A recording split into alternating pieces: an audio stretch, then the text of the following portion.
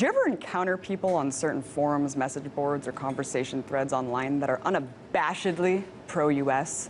Now, I'm sure you're thinking, yes, of course. Why would that be strange? There are a lot of people out there supportive of the US government, engaging in conversations in the social media world.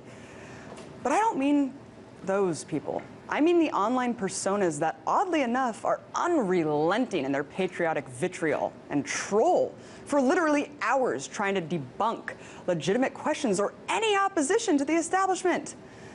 Sometimes it almost seems like these people might even be getting paid to do it. I mean, how else could they expel that insane amount of time and energy on these comment threads trying to argue how wrong you are?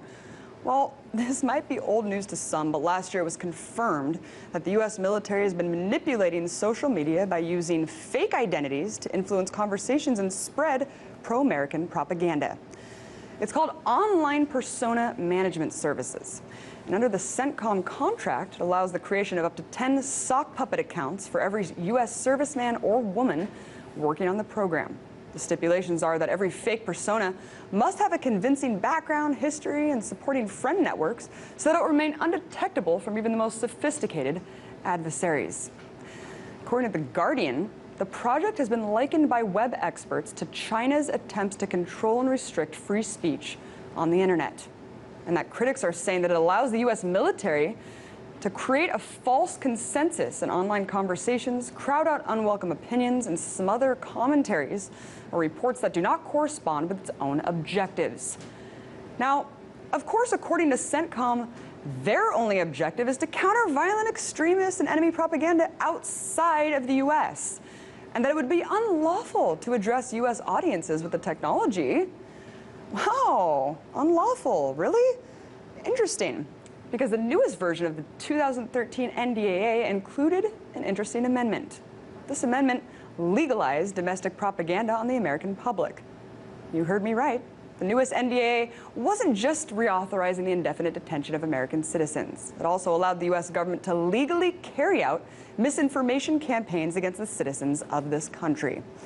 But is this really surprising to anyone? I mean, the corporate media is basically a propaganda arm of the US government anyways, isn't it? Why the need to legalize the use of propaganda when you already have an entire mainstream media establishment lacking to the White House, reprinting government press releases without question, selling wars, and carrying water for the administration?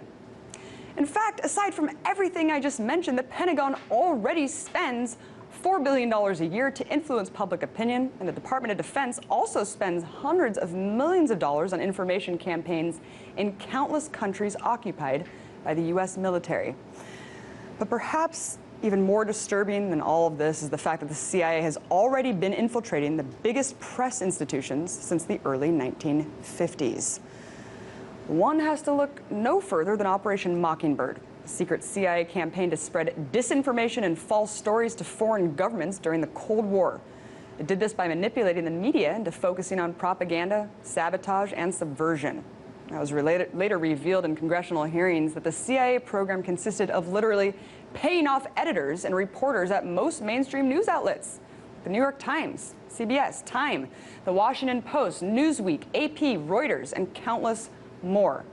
In one instance, a journalist named Joseph Alsop, who's alleged to have been one of the most prominent journalists working under Operation Mockingbird, wrote foreign affairs articles that appeared in over 300 publications.